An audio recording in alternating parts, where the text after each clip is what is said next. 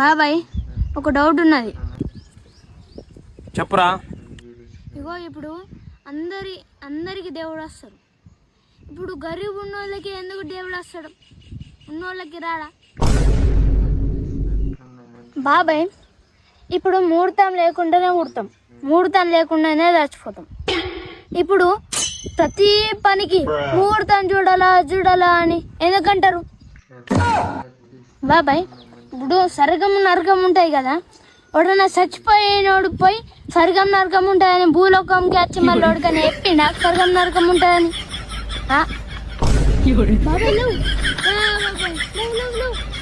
అప్పుడు చెప్పు అడిగిన డౌట్లకు పొరడు వీగినట్టున్నారు. కొన్ని నీళ్ళు వచ్చి నేను ముఖం మీద కొట్టని పడుతుంది.